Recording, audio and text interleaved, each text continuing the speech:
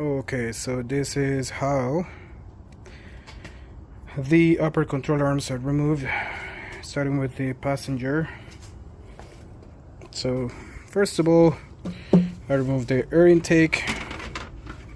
Okay, the air intake comes out. Remove the air intake to access that bolt in here, that one right there. Then I remove the entire battery tray, which is right here. Two bolts, so four bolts total. I loosen up this fuse box. The reason why I removed the battery and this is to access the secondary bolt, which is right there, down right there. So it's basically two bolts. So one bolt holder on one side. Beside the battery, you got plenty of room in there. Take the intake, you got plenty of room in there. And then all you have to do is take those two bolts that holds it up there. Right. So it's one there from the top. And then just take this one out, take the cutter pin out. Bang it with a hammer in here, bang it up. You don't need this anymore, so you can just shred it, bang it, hit it hard with a hammer. And it's pretty simple, really easy. This is the passenger side. Now moving on to the driver's side, which is even also simple. So again,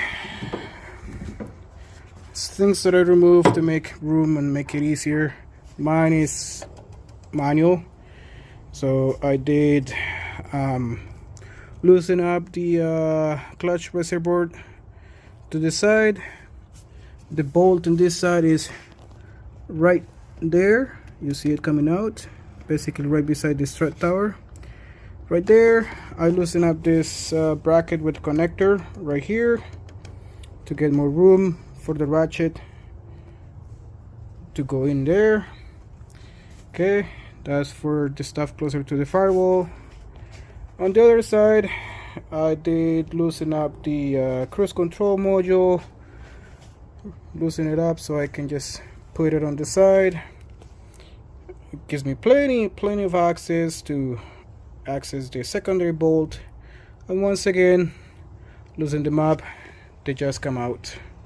Very simple, very easy. All you have to do is give yourself some room. It's really simple.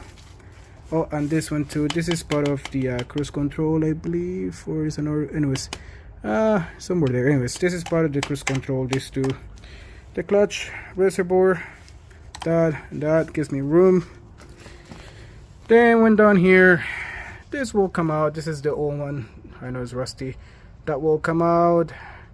Put it there, then bang it from the bottom. And as you can see, this is just loose, ready to come out. That's the new one right there, and it's very simple. This is for the driver's side. After the upper control arms are installed, it is highly recommended leave it the way it is, so that it's accessible to torque the bolts on either side, on the passenger and the driver. Leave it so it's accessible, and then put it on rams. Put the wheels back on, put it on some sort of rams so that the suspension sits perfectly at right height. You can also bounce the suspension up and down a little bit to get them settled. The upper control arms to settle a little bit.